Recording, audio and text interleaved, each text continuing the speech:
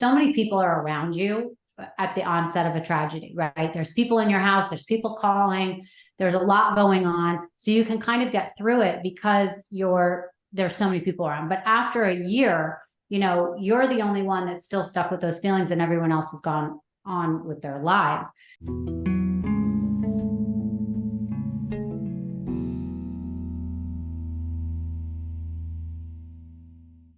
Want to listen to this Ivory Tower Boiler Room or True Crime in Academia episode ad-free?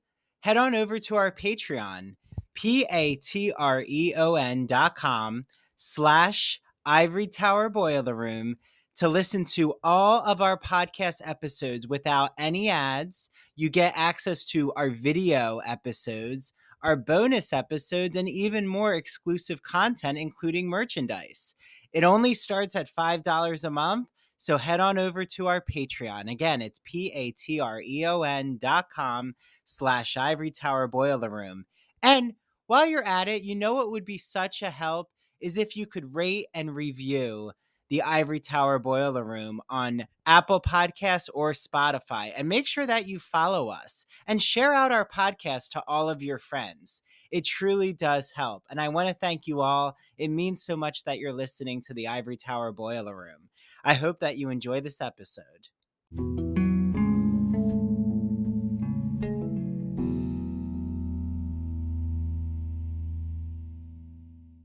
Hi, everyone. Welcome back to the Ivory Tower Boiler Room. This is Dr. Andrew Rimby, and I am really excited because usually my guest here is on a lot of gossip or celebrity podcasts. So she already knows that we're going to be diving deep into her education background. And I already have so many questions about all of her entrepreneurial work, especially her children's boutique she used to have on the Upper West Side.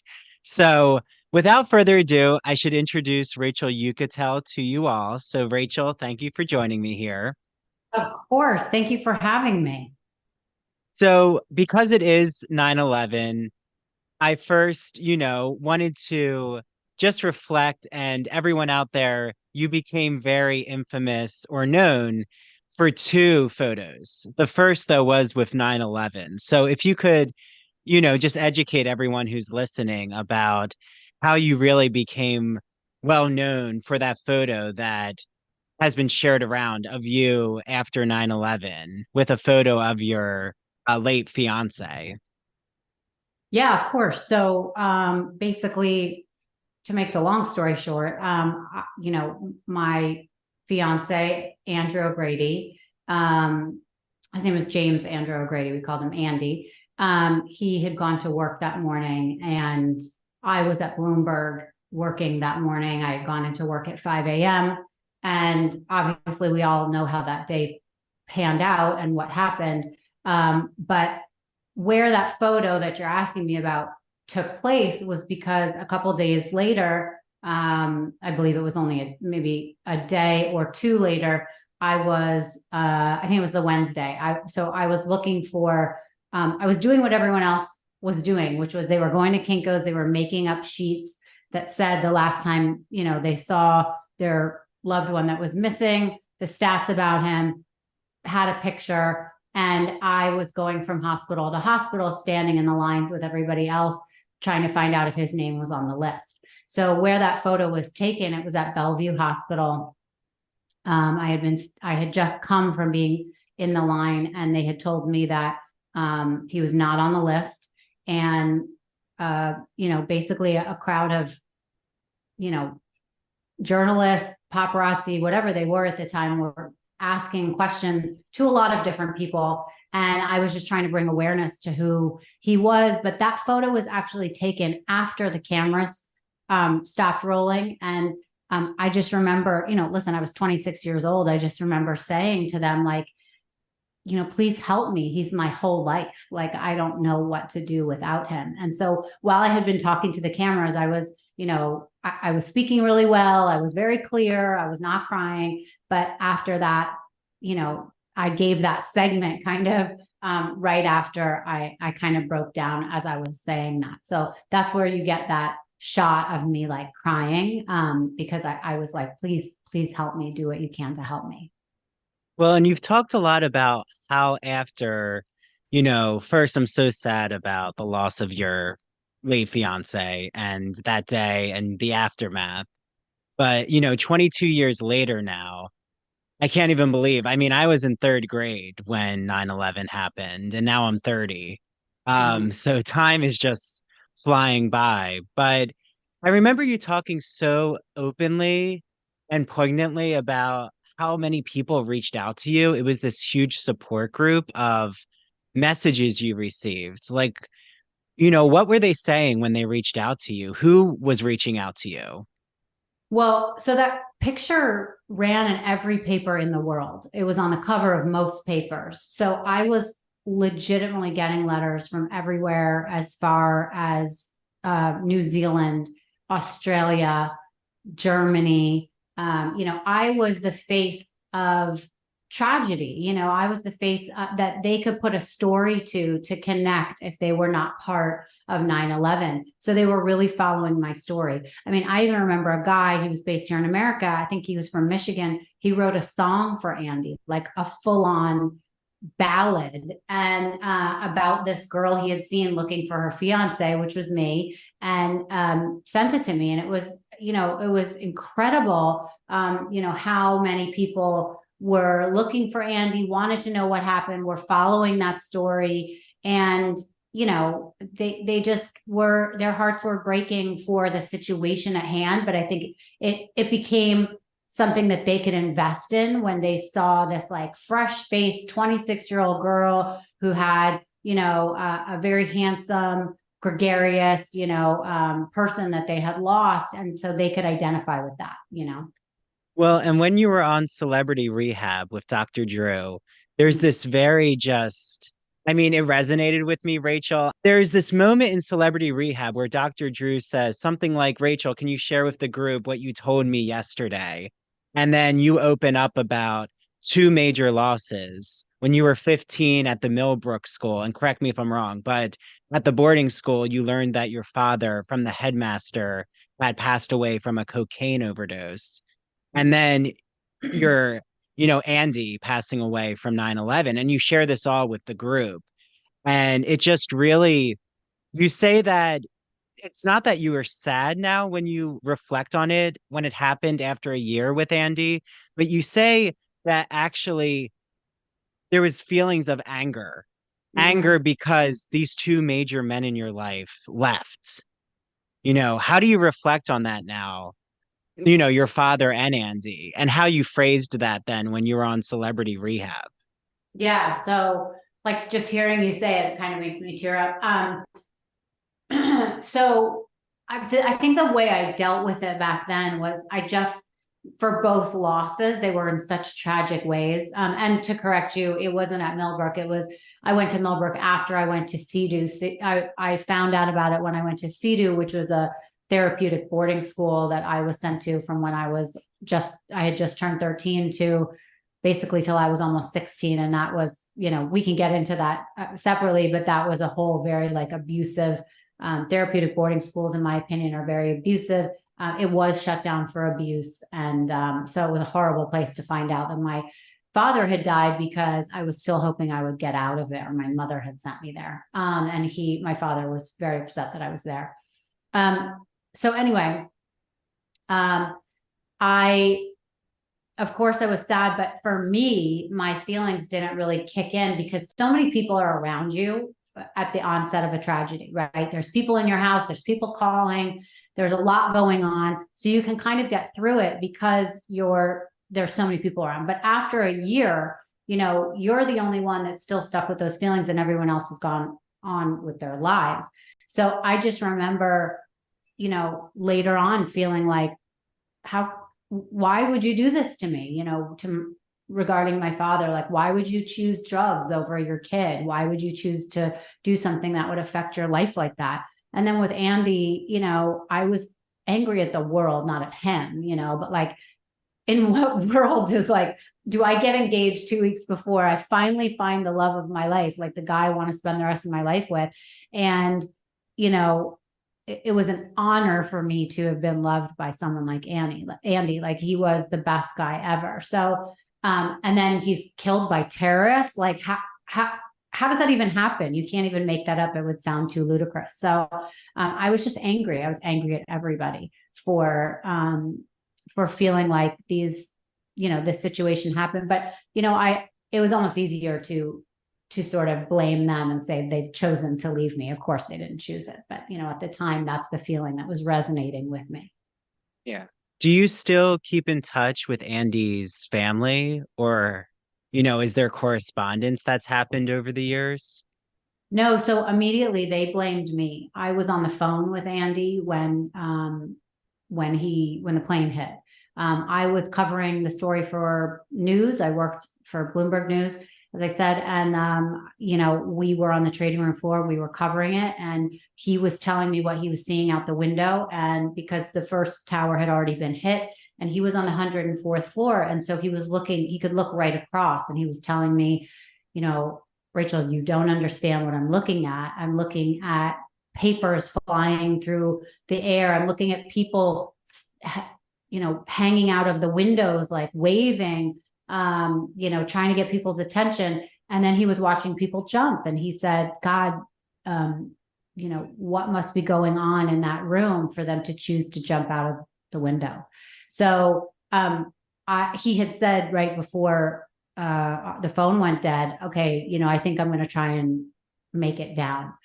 He had been in the first bombing in 1993, and they were told to just stay put. And they went to the roof and they played poker until they were told to evacuate. I think it was like something like 8 hours later. So,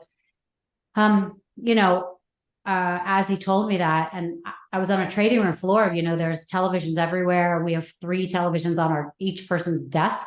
And then the whole trading room has TVs up on surrounding the ceiling. And I saw the second plane hit. I think, I don't know if you remember, but we all thought it was fuselage from the first plane exploding. So no one really knew that it was a second plane until it got replayed. And then people started to figure it out within a few minutes, but his phone went dead. So I didn't think he was hurt. I wasn't scared per se, but because of course I couldn't even come up with the idea that the building would fall. I mean, like, how could you have like the creative vision of like, okay, these buildings were hit, but like they're going to fall? Like, no, that was not even in my mind. So I really wasn't worried at that time, which is odd to say now, but I thought he would make it out.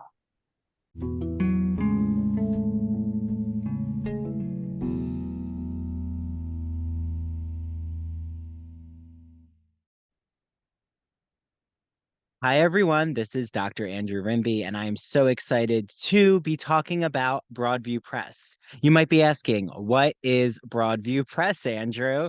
Broadview is an independent academic publisher in the humanities that produces high quality, pedagogically useful books for use in university and college classrooms.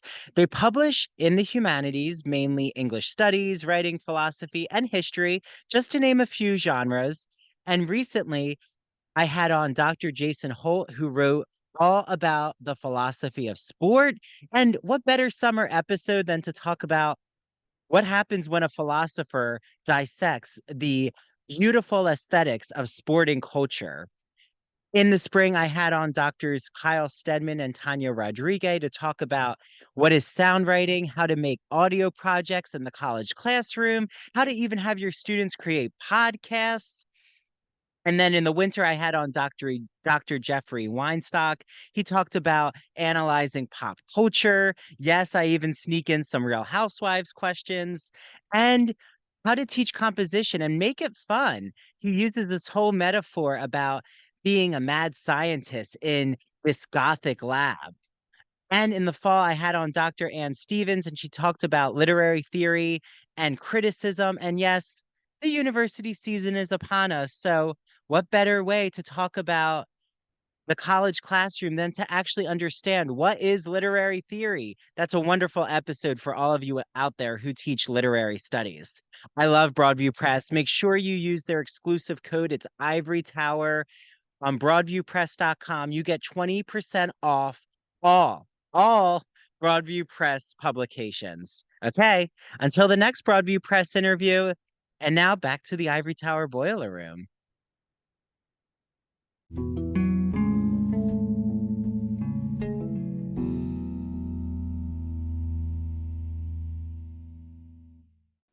Has it been tough for you, Rachel, like over these years? Have you gone through your own process of, I mean, you're so powerfully open about this narrative now, but I'm assuming that it's taken time for you to cohesively reflect. Like it's not right away that you were opening up about your story, or maybe you were.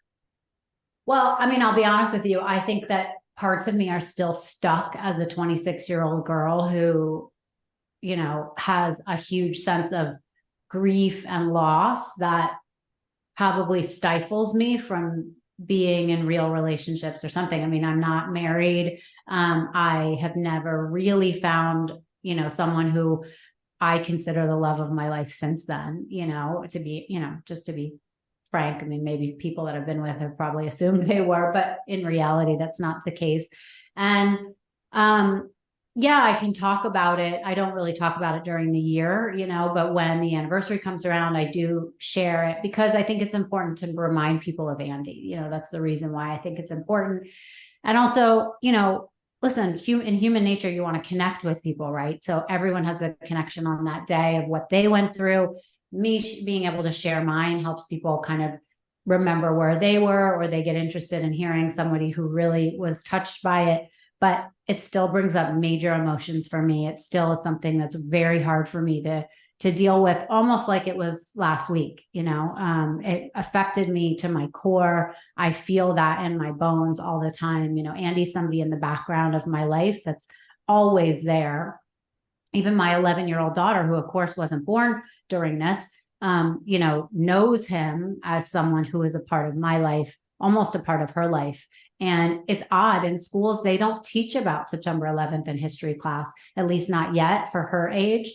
And, I think that's odd because I would feel like that's a day that she could share, she could share the loss that I've gone through and how she's grown up knowing about this person. So I wish they would teach that in lower school. Now she's moved to middle school. So we'll see this year how they cover it.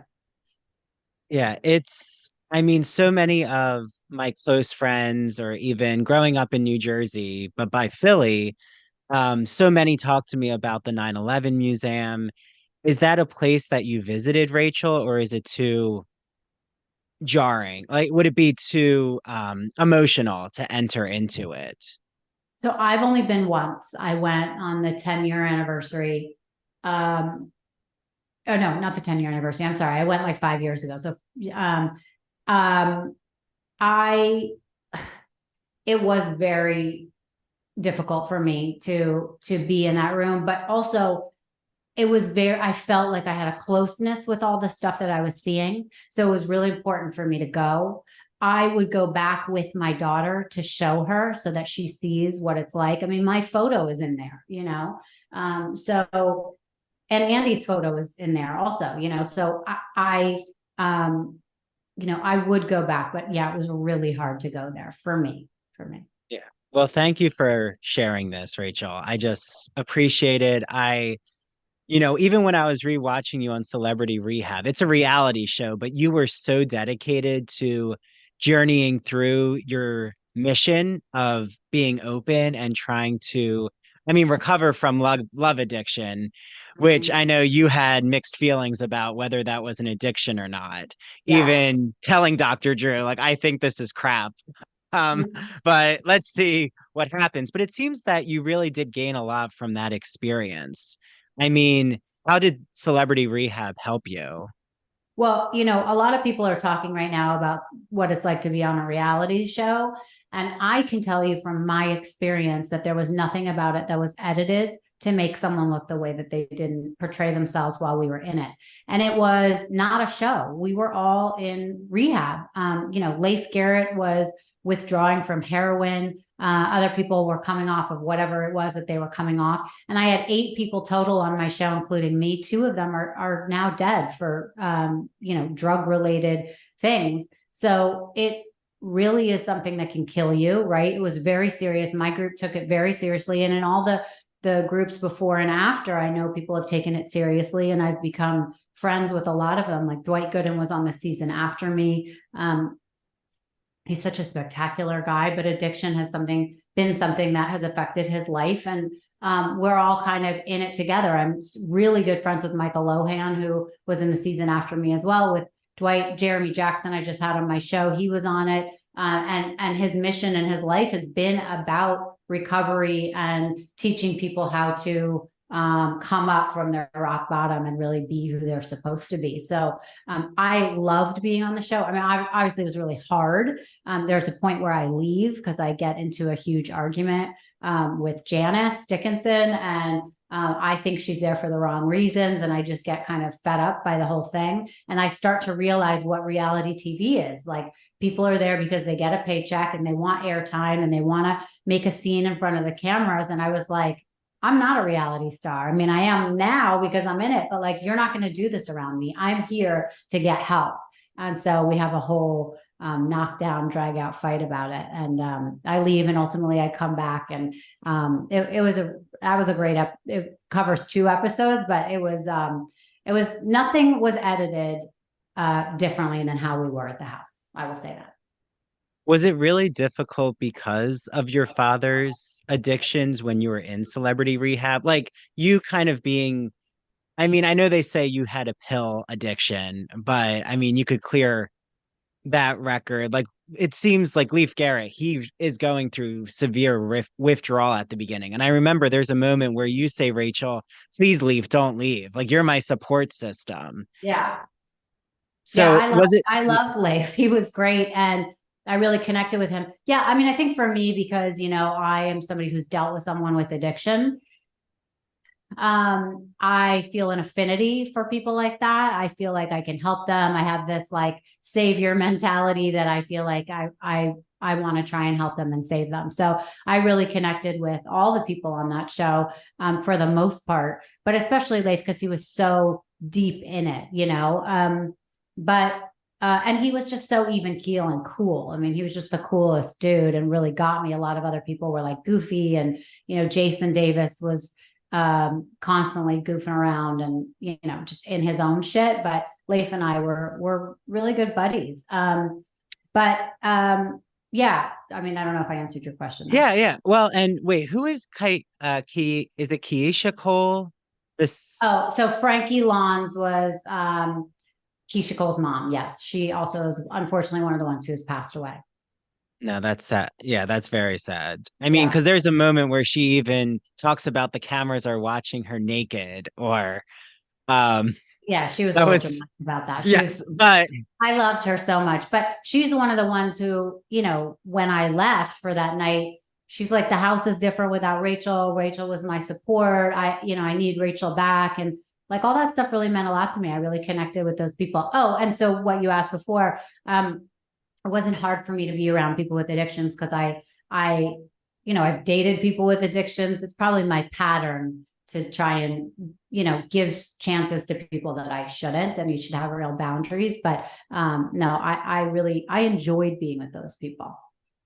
yeah, and I'm so glad you opened up about that reality show aspect or putting it on for the cameras, because even when you're opening up about your journey, I mean, you can tell. I don't know Janice Dickinson, but I can tell in her mind she's just really interested in this drama about someone talking against her with plastic surgery, or I forget his name, but he was like making comments about her. And then you're in the pool with Janice, and she like, it just is this igniting this firestorm for TV. And Yeah. you're there just trying to have a clear conversation, and the paths are not crossing. Yeah, yeah. That was the person that was making fun of her was Jason Davis, who unfortunately is no longer with us as well. But he was such a great guy. Yeah, but he made fun of her a lot, unfortunately. Yeah, so everyone could rewatch that on VH1. But, I have to bring up, I put out this call for questions for Rachel. And like I thought, the questions all revolved around a scandal that you had, Rachel, in 2009. But Okay. everyone can read about that. You've talked about the aftermath of, you know, Tiger Woods and that scandal. But what I'm really here, and I'm so just happy to have this moment and conversation with you, is the heart and the intelligence of everything you bring to your work, Rachel, and your passion. It really comes through. And I'm sure you know, but your last name, Uchitel, actually means teacher in Russian. I do know, yeah. And and I find that such a beautiful metaphor because you really are now a teacher with your Misunderstood podcast, or just how you're helping others from you being in the limelight overnight. How then, when news spreads about the scandal, it's so different than what happens in 2001 with 9/11. So, how does it feel when people hear your name and they automatically go to what happened to you in 2009? Is it tough to know what's going through their mind? Yeah, well, it's not tough to know what's going through their mind. I know what's going through their mind. No, I just, for me, obviously, at this point, it's been 14 years since that. And, I just remind people, imagine if your biggest mistake was not only front page news, but one of the biggest scandals in the world and will always remain. So, of course, it was a mistake, but the way that the media and the public treated me after has been horrific. And at some point, it gets to the point where you're no longer apologizing for your behavior, because really that apology is just between a few people. And it's more like, listen, I was reduced to a headline, and I've been on a mission to change my narrative for over a decade now. And I know that that's a universal feeling, that a lot of people, they don't have to go through a major scandal, but that they feel like when their name is out there, that that people know of them. And it's been very difficult to have people think they know me for something that isn't, what I should be reduced to.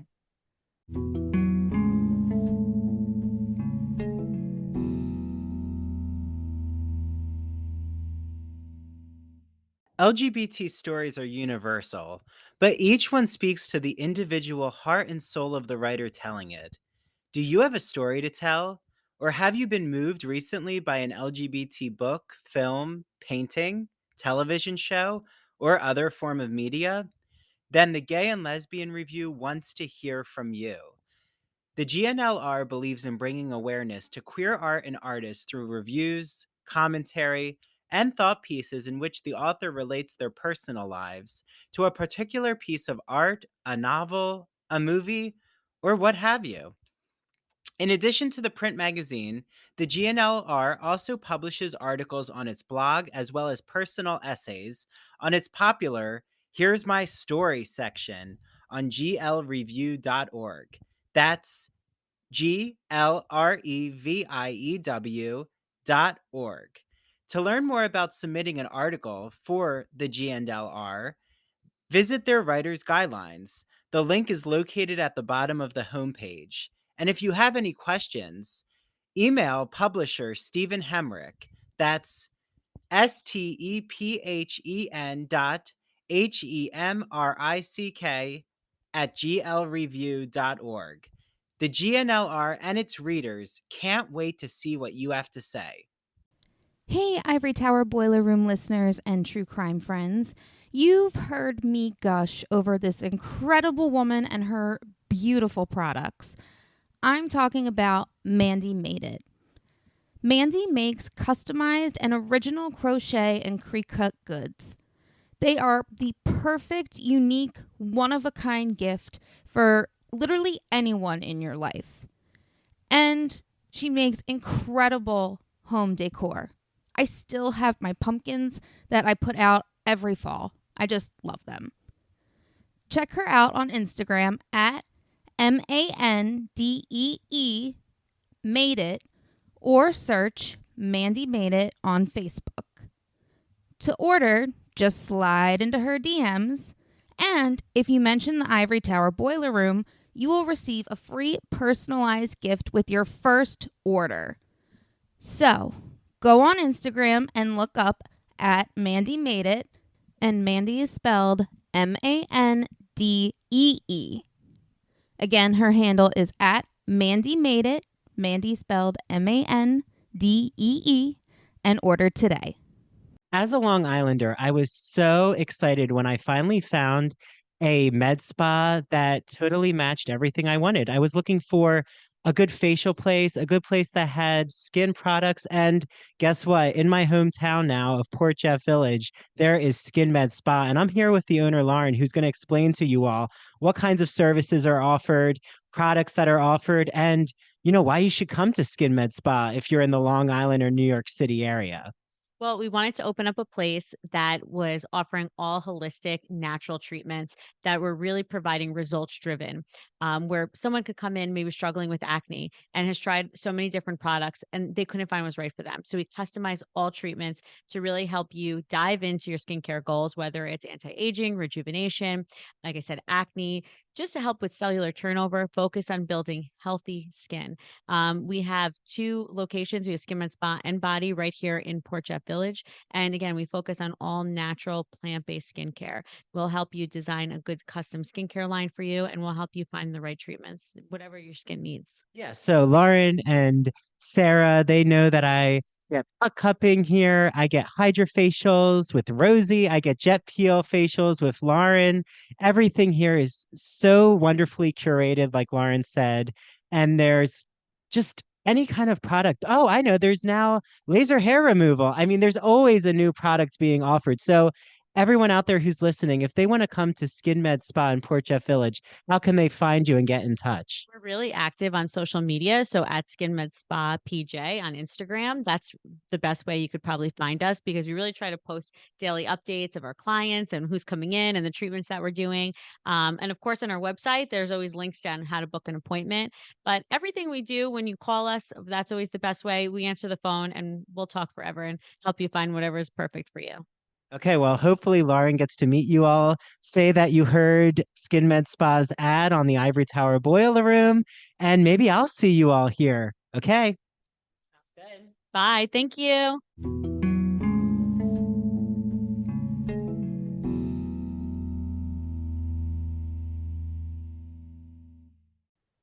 Well, and learning more about your childhood has been fascinating for me, Rachel. Like, again, so many when people hear your name, they think of that scandal and headline. But then when you look at the depths of your work, or you've even mentioned working for Bloomberg News, but I know even before that, your family, your grandfather owns the Morocco Club in Manhattan, right? And Yeah, El Morocco. Yeah. El Morocco, thank you. And I know that you also were born in Anchorage, Alaska, which is interesting to me because it seems like your whole family was in Manhattan. So how did that even happen? Why were you born in Anchorage? So I was born in Anchorage because my parents went to Anchorage on a date, if you could believe it, from Manhattan. And they ended up staying there. And my parents started cable television there. They built the biggest construction company. It was called Uchitel. My father was trying to make money just to support a new bride. They decided to get married there. And he was plowing people's driveways. Well, he was shoveling them actually, and he made enough money to buy a Caterpillar, which is the big plow, and was then plowing people's driveways and was able to buy 3 or 4 and then developed a construction company with that money. He was able to buy a satellite dish, which brought cable television to Anchorage, Alaska. And my mother had been an actress in Manhattan before she moved there. So she did all the on-air stuff. She did all the intros to the movies. She did the news. She did the weather. She did all sorts of stuff because they didn't have that back then. And she was the programming director. So they did all this, interesting stuff in the 70s that now obviously it's very professional. Back then in Alaska, it was kind of thrown together. So that's why I was in Anchorage when I was born. My parents got divorced when I was 5. So I went with my mother back to New York City, and that is where I grew up. Do you think your parents, like, look at you now with Misunderstood, all of this TV exposure, you were on Extra, I think, reporting about nightclubs.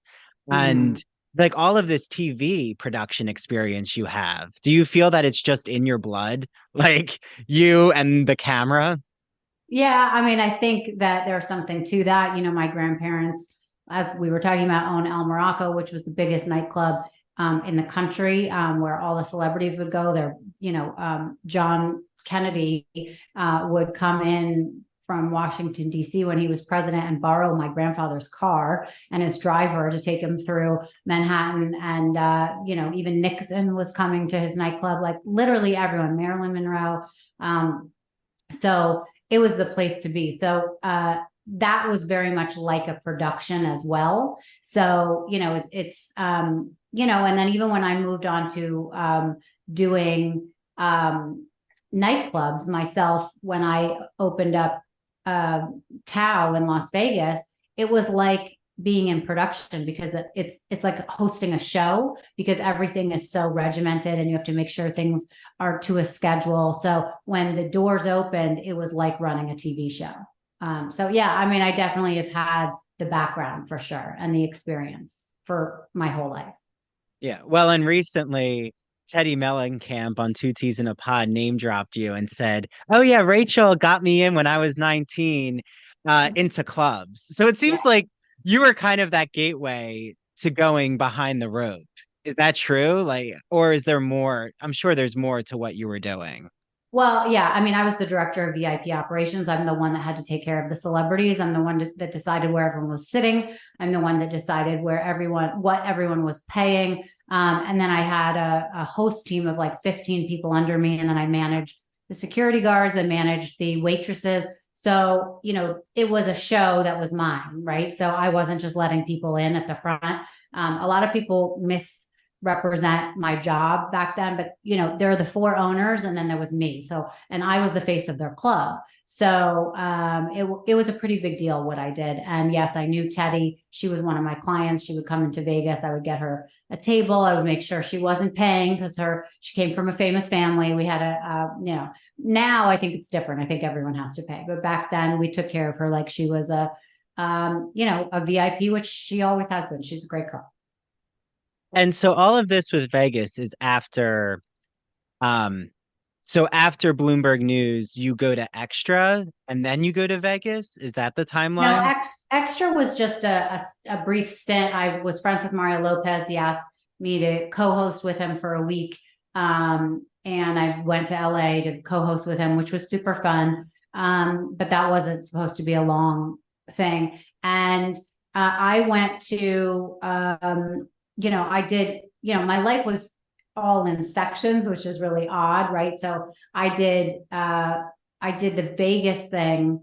Let's see, I got married again after September 11th to an older friend who I just wanted it to stick. I was like ready to be married, you know what I mean? And that was not for love, it was for friendship, and that didn't work out. I really wanted a love story. So we got separated, and I basically went to the Mercedes dealership, picked out a car, said I'd like it to be ready at, you know, on Thursday. I enlisted a girlfriend of mine, Hillary, to drive across country with me until I figured out where I wanted to go. And she was in a sort of a pickle with her boyfriend at the time. She found out he was cheating on her. And so I told her she could bring one bag. I had one bag and I had my two dogs, Rudy Giuliani and Ozzy Osbourne. And we just started driving and we didn't really know where we were going. And the first night we were driving, Jason Strauss, who owned Tao and was my boyfriend from when I was 12, called and said, "What are you doing?" And I said, I left Steven and I'm driving to figure out where I want to be. And he said, "Well, come to Vegas and I will give you a job." So it created a sense of purpose for me. And that's why I went out to Vegas. After Vegas, I came back to New York and ran their companies, Jason's companies, clubs in New York City. I've done clubs in St. Bart's. I went out and worked for myself. I've gone back to Vegas to run clubs for a different partnership, the Light Group. So I've kind of done it all. Well, and now you're in Palm Beach. Now So yeah. how did that happen? How did you eventually move to Florida? Well, I have been coming to Palm Beach my entire life. My grandparents live here. My mother has a house here. And during COVID, living in New York was really hard with a dog and my daughter, who must have been 7, 8, 9, something like that at the time. And so I literally just got on a plane as soon as you were allowed to, and I came to Palm Beach. I rented a townhouse here, and it was like the best experience because Florida was more open. But even though we were really being careful, it was so much nicer of a place where I could, be out, be, available, be doing things. So it wasn't, we weren't stuck in our homes. It was really tough, being stuck in our home. Well, your Palm Beach lifestyle looks beautiful and I try to imagine myself. I've never been to Palm Beach. I've only been on the West in Sarasota. My grandparents had a place. Yeah. But I'm like, okay, South Florida is calling me one of these days. But so Manhattan, Palm Beach, Vegas, is there a certain place that really keeps Rachel Uchitel's mind going? Is there a place that just feels, do you need all of that scenery, or do you feel really settled now in Florida? I feel really settled. I love Florida. It's like where I want to be. I've been wanting to move here forever. It took me a whole lawsuit with my ex-husband to get the ability to bring my daughter down here. It's just a safer environment, I think, for everyone. Living in New York had gotten really tough. And, now I have 2 dogs and I have my daughter. She started school here. It's just a much better environment, I think, to live in than Manhattan at the moment. Yeah. So, opening up about your Misunderstood podcast, where did that idea even begin? How did you know, okay, a podcast, this is what Rachel needs to do? Well, I have been on a lot of people's podcasts for quite a while, giving away, people interviewing me about my story. And what I realized is that I wanted to have the ability to talk about people who had been through what I had been through. And, a lot of these people with big podcasts have been saying, you're great, you should have this. But that wasn't really the driving factor for me. My show, Misunderstood, is really what I've gone through in my life, and I want to give a platform to others. So the show is about people who have been reduced to a single headline and are on a mission to change their narrative. And that's exactly what I went through. The people I'm interviewing have definitely felt like that. I think being misunderstood is a universal feeling that most people understand, they've gone through, or they've witnessed it, right? So it's great to hear from the people that we maybe haven't heard from before to talk about that scenario. It doesn't have to be a scandal. It could be something that, they just personally have gone through. And then if I'm not interviewing a guest about themselves, I'm definitely interviewing a guest about a topic that I think should be reconsidered, that I find super interesting, that people might not know a lot about. I talked about one of our best episodes actually was about ketamine infused therapy for depression and PTSD. That did so well. And it was so interesting because I think a lot of people think of ketamine as a drug that people abuse. And I think in the future, that will be something that is more prescribed than medicine, than over-the-counter medicine or, prescription medicine like antidepressants. And then just recently, I interviewed someone about, suicide-assisted deaths, which is becoming, I think it's legal in 10 states now, and there's a lot of controversy surrounding it, almost like abortion. It's about people, thinking that it's wrong. And it was very interesting to hear Judith Bishop's perspective on it. She is someone you can actually hire to sit by your bed and, facilitate that death. So, and she used to be the head of obstetrics at UCLA, at UCSF, and deliver babies. So from delivering babies to bringing someone out of this world, her perspective was super interesting. So I love having the podcast because we drop twice a week. At first it was supposed to be once a week, but I have so many guests that I just have to keep pumping them out, right? Because so many people want to do the show. And now I'm in an incoming phone call business where people are asking me to do the show, which feels so great. And we're number 3 in the country, as you know. So obviously it's resonating with enough people.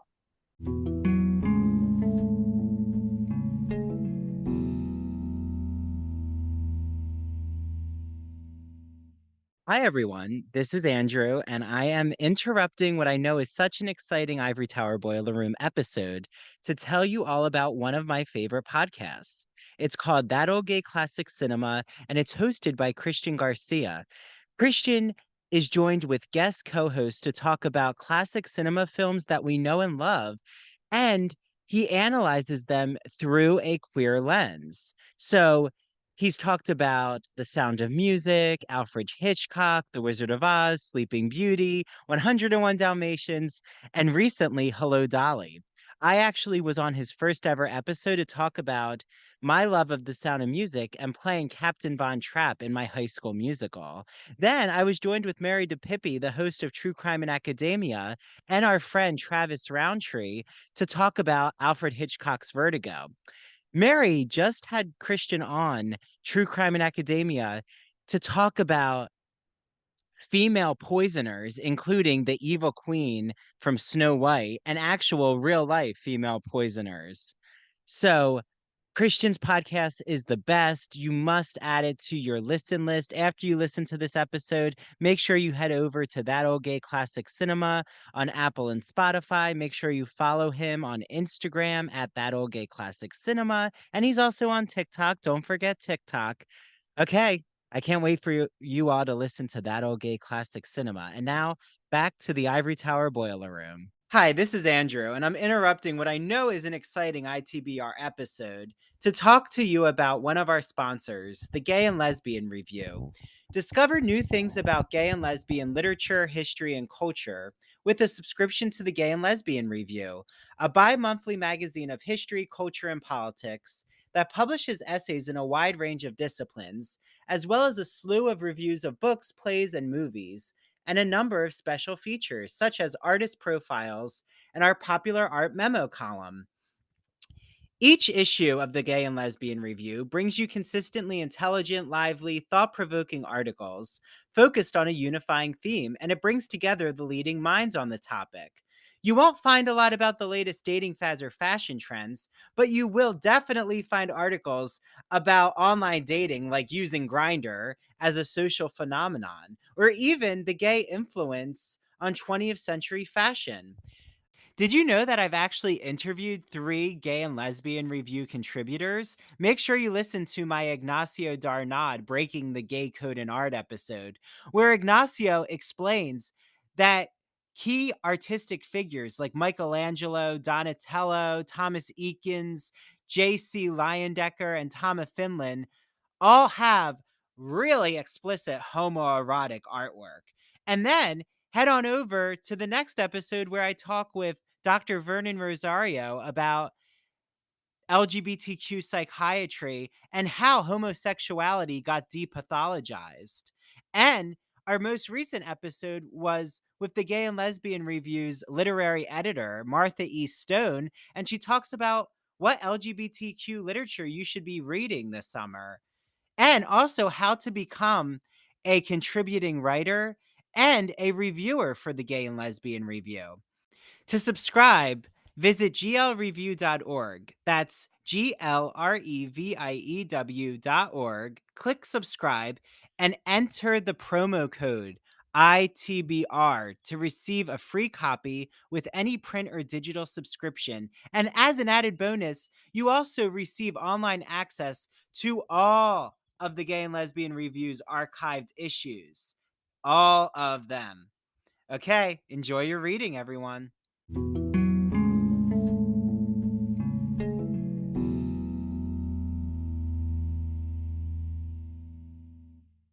Well, and what I love is when people in my orbit, I'll tell them about your podcast and they say, "Oh, that makes sense." Like there's so many things that are misunderstood. Like you said, even topics. One of my favorite episodes is with Courtney Tilia about OnlyFans. And I didn't know she was about to get her PhD. That resonates since I have my PhD. But Yeah. even me sitting with you right now, Rachel, wouldn't have happened if I didn't go into this other media academic venture, which is Yeah. outside the university. And, you know, I think that so many of us right now are taking chances of just doing things against the grain. Do you Mhm. feel that way, that you yourself are also entering into a new pathway?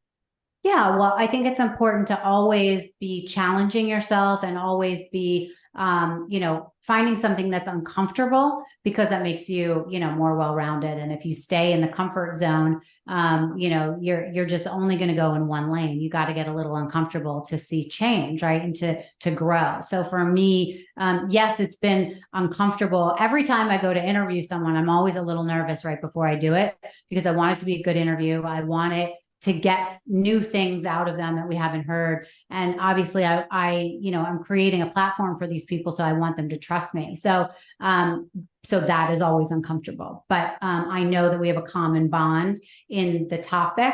So I ultimately know that it will work out well.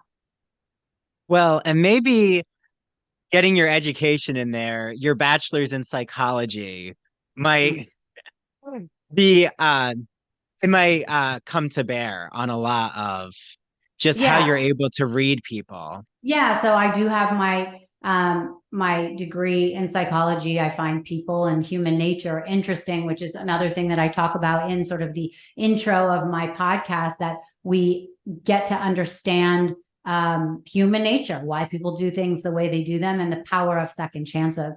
And I also have my master's. I got my master's in forensic investigation, which I just happen to find true crime super interesting and wanted to be educated in it and see what that was like. I mean, listen, when you're taking classes and you're interested in the topic, you are going to do really well. When I took classes on business, oh God, it just went over my head. I just was not interested. That's just not my thing. But psychology, I did really well. Forensic investigation, I did really well because I was super interested. So my suggestion to people always is study the things that you're really interested in. Don't go against the grain on something like that, because you will be struggling the whole time to pay attention, to want to be there, to be present in the moment. So, I've chosen a path that I was personally interested in.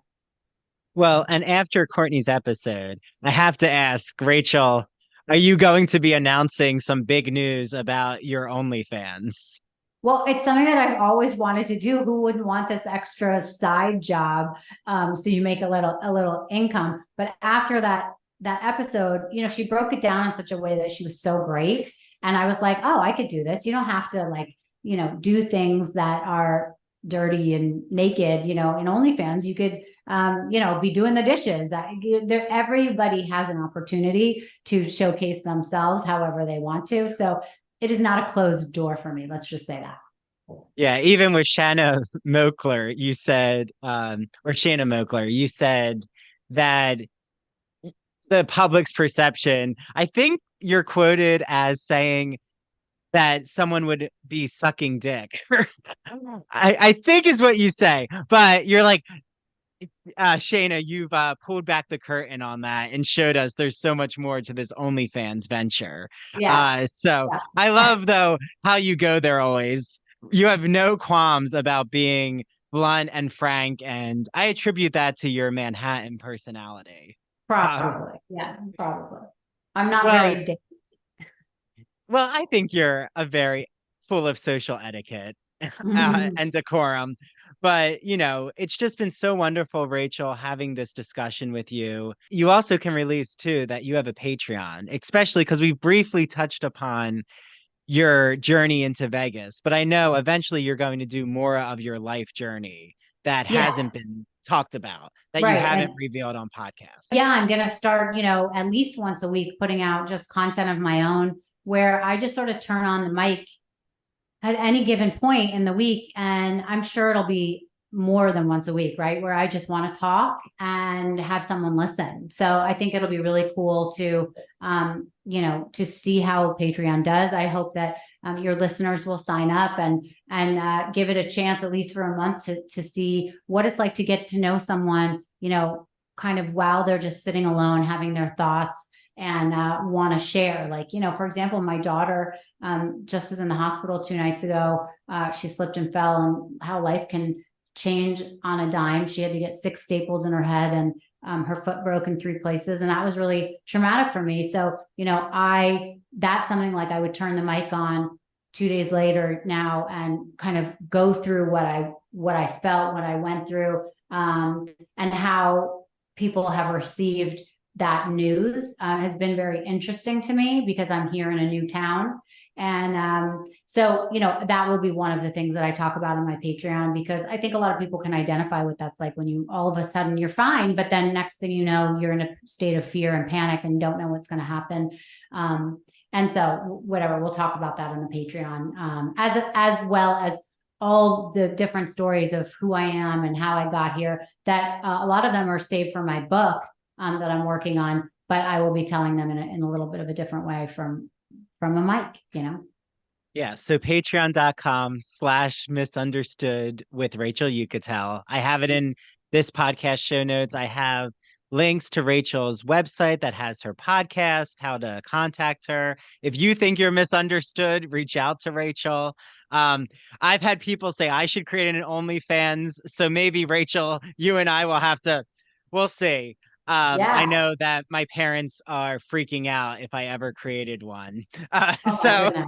That's I'm an fun. only child. I don't want to, I already talk a lot about sexual topics and being unapologetically gay. There's only so far I want to push the envelope here. Right. All So right, well, we'll talk about it. We'll figure it out. we'll talk about it. Okay.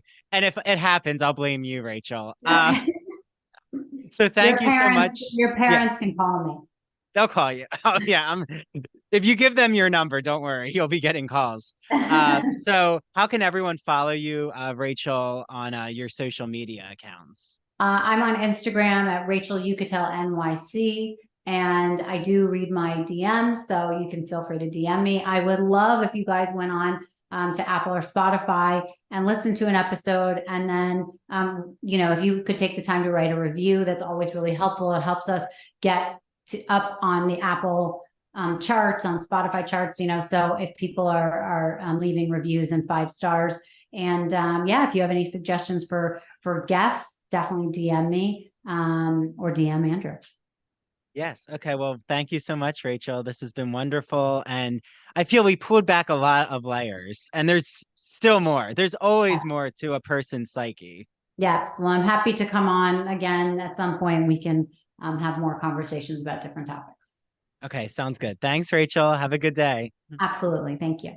Okay. Bye.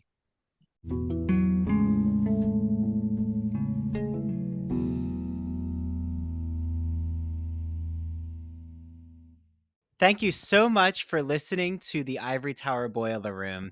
This is Andrew Rimby, the host and director of the Ivory Tower Boiler Room podcast. I am joined with Mary DePippi, our chief contributor and host of True Crime in Academia. Please, if you're not, make sure that you follow the Ivory Tower Boiler Room and True Crime in Academia on Instagram and Twitter. And TikTok, too. Remember our TikTok. That's where all the exciting video clips are posted.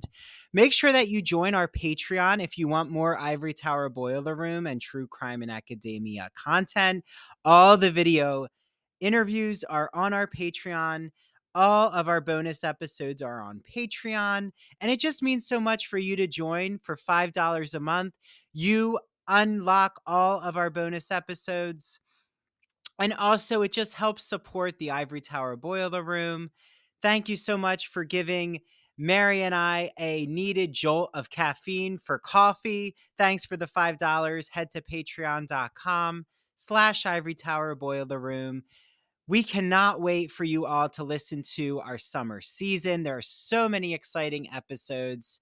And we're also celebrating 3 years of the Ivory Tower Boiler Room podcast. So, without further ado, thanks for listening.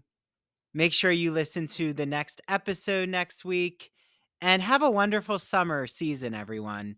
Okay, bye now.